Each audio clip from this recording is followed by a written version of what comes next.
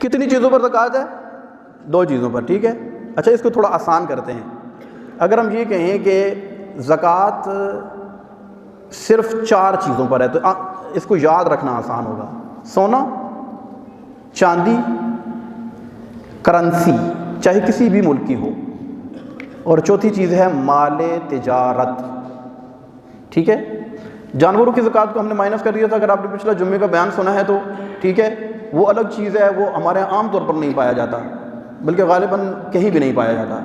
جانوروں کی زکوٰۃ کے حوالے سے جو شرائط ہیں، وہ چرائی کے جانور ہوتے ہیں، ان کو ہم نے مائنس کر دیا تھا۔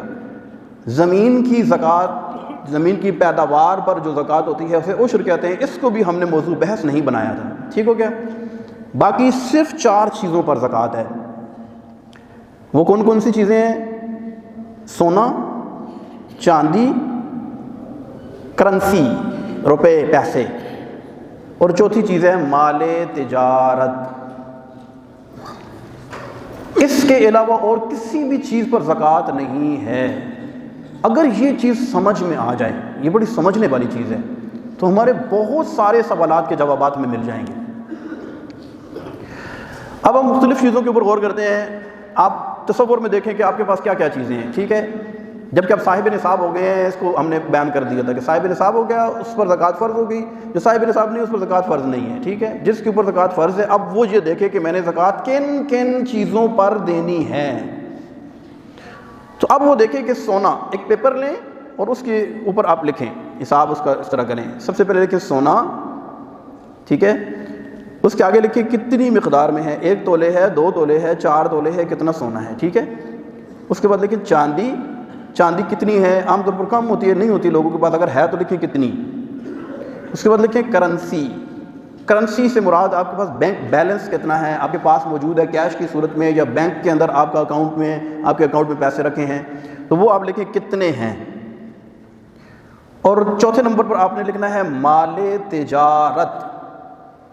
مال تجارت کے بارے میں ہم لاسٹ جمعے میں یہاں تک ہماری بات پہنچی تھی کہ مال تجارت کسے کہتے ہیں۔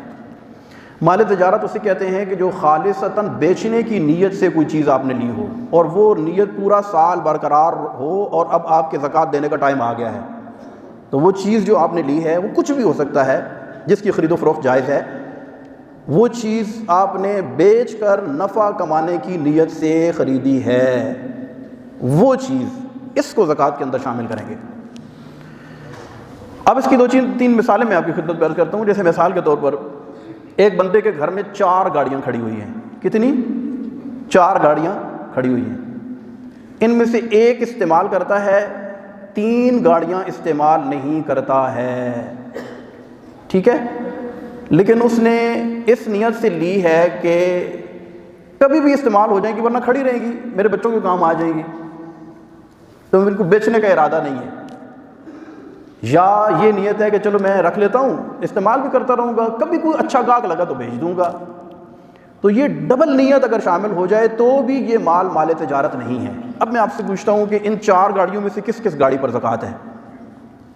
تو اس کا جواب یہ ہے کہ ان میں سے کسی گاڑی پر زکوٰۃ نہیں ہے، کیونکہ جو گاڑی اس نے خالص بیچ کر نفع کمانے کی نیت سے نہیں خریدی تھی، اس پر زکوٰۃ نہیں ہے، ٹھیک ہو گیا۔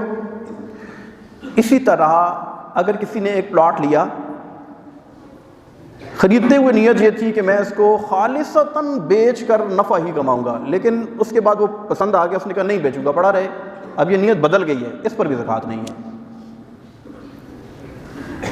اگر کسی نے کوئی گھر خریدا اور اس نیت سے خریدا کہ اس کو بیچوں گا اور بیچ کر نفع کماؤں گا، بعد میں گھر پسند آ گیا اور کہا کہ اب نہیں بیچوں گا، ٹھیک ہے پڑا رہے، بچوں کے کام آ جائے گا، اس پر بھی زکوٰۃ نہیں ہے۔ کسی نے گھر خریدا اس نیت سے کہ یہ رکھوں گا اور اس میں رہوں گا،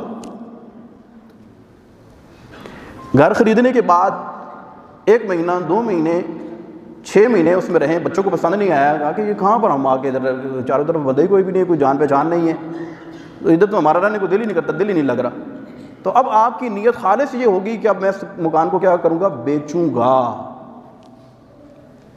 ٹھیک ہے۔ خریدا تھا تو بیچنے کی نیت نہیں تھی، اب خالص یہ نیت ہو گئی ہے کہ اب بیچوں گا ہی بیچوں گا، اس پر بھی زکوٰۃ نہیں ہے، کیونکہ خریدتے ہوئے مال تجارت کی نیت نہیں تھی۔ وَعَلَى هَذَا الْقِيَاسِ، جتنی بھی چیزیں ہمارے پاس موجود ہیں، یہ دیکھیں کہ جب میں نے یہ خریدی تھی تو کیا اس نیت سے خریدی تھی کہ بیچ کر نفع کماؤں گا، اور کیا وہ نیت ابھی تک برقرار ہے؟ اگر ہے تو یہ مال تجارت ہے، اس پر زکوٰۃ ہوگی۔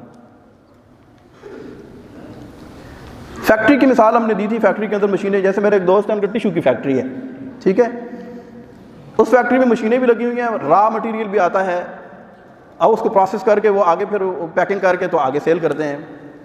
اب وہ مشینوں کی مالیت بھی کروڑوں میں ہے، اور جو را مٹیریل آتا ہے وہ بھی کروڑوں میں ہے۔ اب یہ را مٹیریل جو آ رہا ہے، جس کو آگے پروسیس کر کے سیل کرتے ہیں، اب میں آپ سے پوچھتا ہوں کہ یہ را مٹیریل وہ کیوں خریدتے ہیں؟ رکھنے کے لیے؟